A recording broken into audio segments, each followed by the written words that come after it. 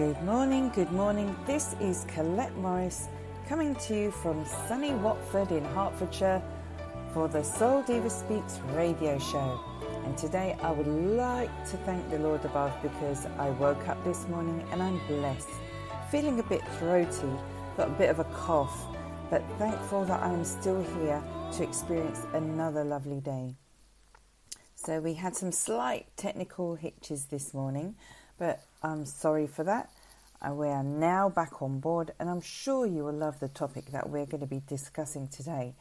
If you ever remember what it was like to be a child, then you can associate with this. Would love to hear your thoughts and your comments of what you think about this broadcast.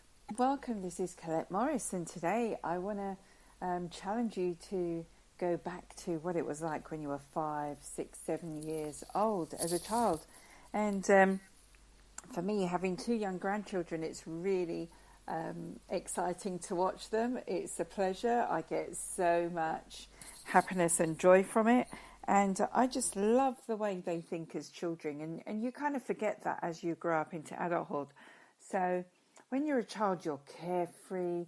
There's nothing to worry about in the world. Your biggest problem is probably that your best friend has stopped talking to you, or something as trivial as that.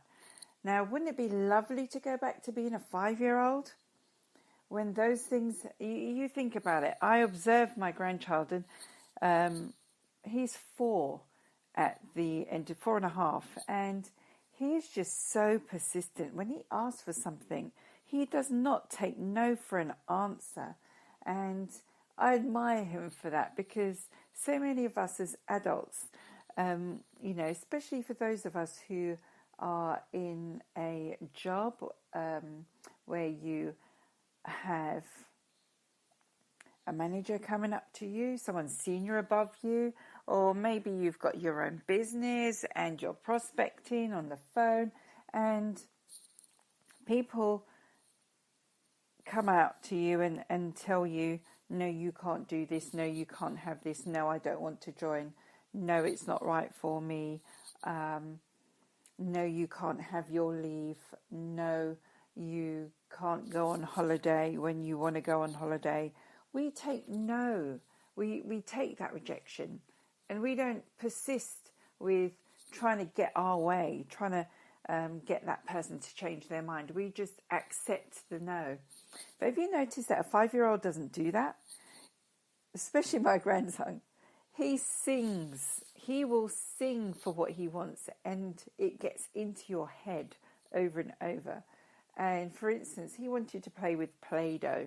Now, as much as I love my grandchildren, I hate Play-Doh because it just gets everywhere, and especially after he's played with it. But he loves his Play-Doh. And for this particular instance, I wanted him to, it was before breakfast, and I wanted him to focus on having his breakfast before he could have his Play-Doh. And because I said, no, you can't have Play-Doh now, you can have it after breakfast, he said, please, Nanny, can I have my Play-Doh? Can I play with Play-Doh now? Can I play with Play-Doh? Why can't I play with Play-Doh, Nanny? Can I play with Play-Doh, Nanny? Please, please, please, can I play with the Play-Doh? And he started singing a song about Play-Doh.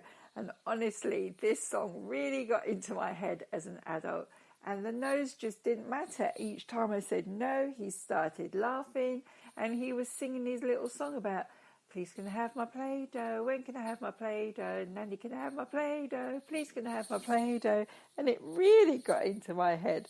But at the same time, I found it so comical, and I found it fun, and I admired him because he was persisting. And in the end, we bargained and we made a deal, and we had our breakfast quickly, and he got his Play-Doh.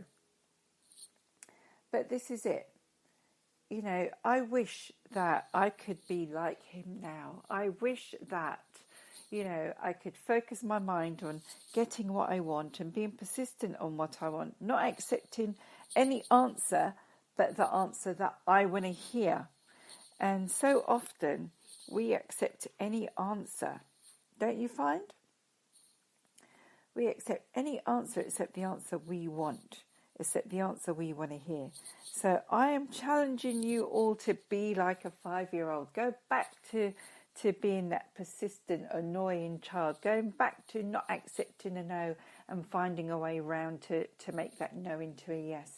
And you will, by doing that, achieve so much in your life, in your business, in your job, in whatever environment you are getting the negativity, getting the no's, not forging ahead of where you want to be. Just be like that 5-year-old. So what helps? Well, it helps to have a vision.